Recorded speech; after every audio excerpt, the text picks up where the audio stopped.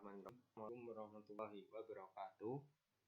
Perkenalkan, nama saya Niko Dwi Harta Wijaya, NIM D400190123, praktikum elektronika analog lanjut dari kelas F. Di sini saya akan sedikit menjelaskan mengenai simulasi rangkaian pada layar ini, yang mana rangkaian ini menggunakan beberapa komponen. Ada pun pot Hg untuk mengatur besar kecilnya tegangan yang masuk pada rangkaian.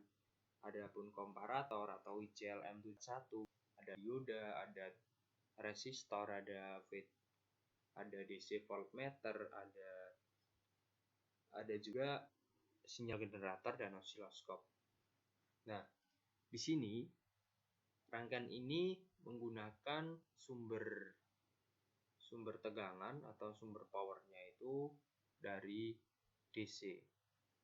Nah, ini sebenarnya ya. Di sini kita setting 15 volt. Yang mana sumber ini nanti dialirkan menuju Hg1 dan juga port 2. Ada 2. Nah, kenapa setting sama? Karena yang mana ketika Hg awal ini kita beda, nanti alirannya untuk rangkaian berikutnya tidak maksimal. Maka kita setting sama 50%. Besar dengan rangkaian akan berjalan dengan baik. Kemudian dari pot HV1 dia menuju ke kaki ICL-M71 yang mana kaki ini untuk input dan juga HV2 menuju ke ICL-M741 kaki negatif. Nah, yang 7 tidak kita hubungkan dengan bawah, yang tidak kita hubungkan dengannya atas, karena fungsinya dari tujuan ini untuk penstabil tegangan sesuai dengan kutubnya. Jika kutub positif, itu disesuaikan atau diseimbangkan oleh kaki komparator 7. Juga yang keempat, distabilkan yang negatif distabilkan oleh kaki komparator yang keempat. Dan kita hubungkan ke ground. Nah, kemudian kaki 1 dan 5 ini sebagai offset 0. Nah, output komparator terdapat pada kaki 6, mana kaki 6 ini atau outnya kita berikan dioda. Nah, fungsi dioda ini digunakan untuk menghantarkan arus tegangan dari komparator menuju Hg bootnya atau port 1. Nah, ini dioda berfungsi menghantarkan tegangan searah ya. Nah, ketika dan yang bolak-balik ya ditolak itu. Nah, kemudian Hg1 di sini saya menggunakan tegangan gig atau pot Hg yang gig dengan ketentuan 75% kali saja. Setelah itu sempat adanya DC voltmeter yang digunakan untuk mengetahui hasil yang ada pada rangkaian sebelumnya. Nah, setelah itu pot Hg ini kita gunakan sebagai keran yang mana output dari dioda atau kaki 6 ini masuk dan juga atur 70% yang bisa masuk pada rangkaian berikutnya. Nah, setelah itu masuk pada antara resistor, yang mana resistor 3 dan 4 ini di daerah kolektor dari ke ini. Nah, untuk rangkaian berikutnya di sini menggunakan pembangkit sinyal gelombangnya yaitu sinyal generator, yang mana dari kutub positif ini keluar diberikan kapasitor. Kapasitor di sini difungsikan sebagai filter dan juga penyimpan tegangan secara singkat ya. Jadi bisa multi talent. Biasa digunakan di komponen tetangga juga bisa digunakan kapasitor. Nah, kemudian dari kapasitor kaki base dari resistor ya. Nah, kalau di antara kapasitor dan juga transistor diberikan resistor. Nah, di sini digunakan untuk menghambat tegangan atau sinyal belum masuk ke transistor. Dia dulu ada dua input besarnya terlalu besar sehingga konsleting pada transistor, sehingga dia tersimpan dulu pada resistor. Nah, kemudian dari kaki emitor itu juga diberikan resistor dan juga diinginkan, hingga ketika muatan yang keluar besar dia tidak akan menggabungkan grupnya tapi cuma menggerak. Nah, di sini menggunakan transistor N output melalui kaki kolektor. Nah, untuk outputnya kita juga berikan kapasitor yang mana fungsinya untuk memfilter bisa juga dipakai untuk menyimpan tegangan secara singkat.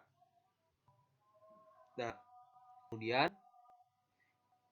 menuju ke pot HG yang kedua, yang mana sebelumnya terdapat DC voltmeter yang fungsi mirip seperti DC voltmeternya. Di sini juga digunakan untuk mengetahui kecilnya tegangan di antara rangkaian ini. Nah, kita bisa tahu sehingga kita dapat atur ini pot HG yang kedua. Di sini saya atur pot HG yang kedua ini persen sama seperti pot HG yang satu, sehingga tekanan yang masuk atau besar tegangan yang masuk pada rangkaian berikutnya ini sebesar 75% tentunya.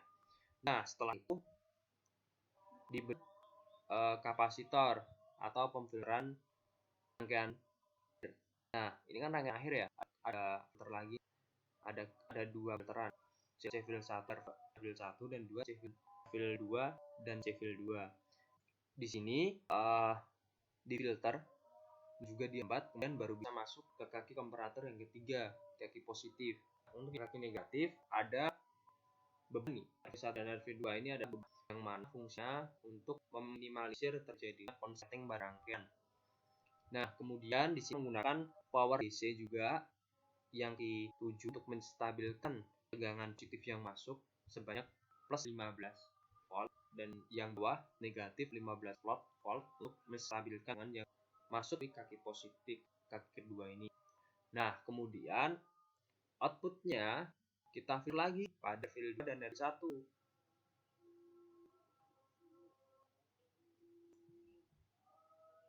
Nah, setelah kita filter, kita menyambungkan pada output.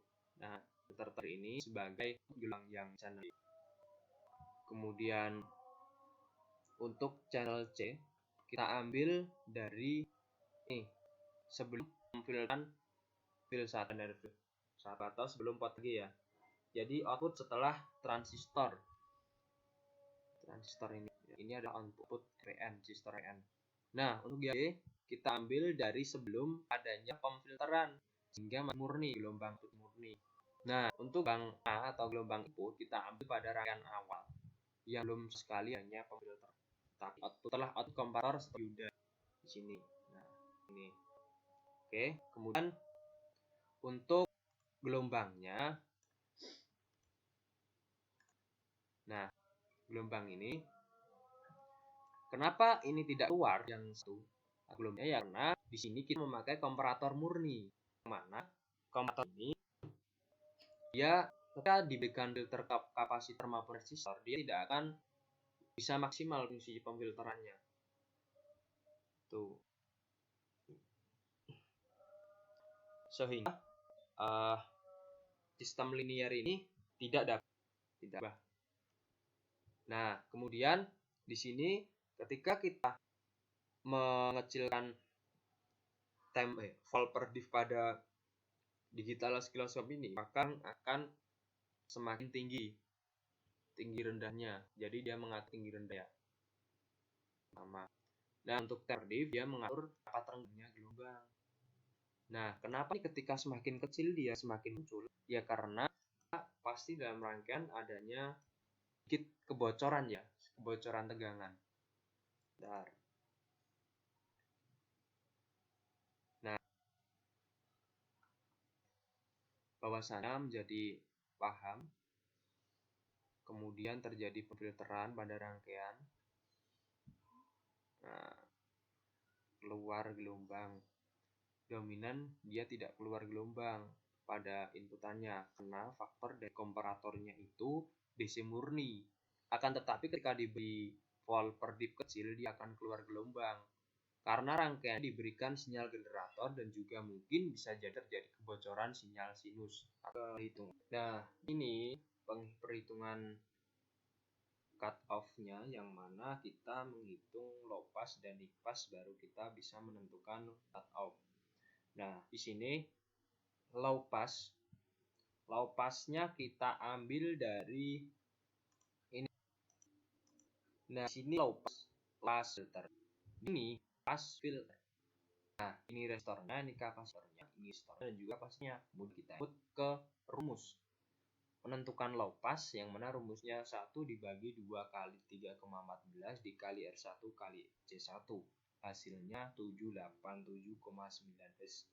Nah, kemudian untuk frekuensi high passnya sama juga, akan tetapi beda pada besar kecilnya R2 ataupun C2. Ya, R1, C1, R2, C2. Nah, kemudian high passnya ketemu hasilnya 2606,14 Hz. Nah, kemudian frekuensi cutoff-nya bisa kita ketahui 787,9 sampai 2606,14 Hz. Nah, mungkin itu yang bisa saya jelaskan melalui simulasi ini. Kurang lebihnya saya mohon maaf. Billahi taufik wal hidayah. Waridha wa inayah. Wassalamualaikum warahmatullahi wabarakatuh.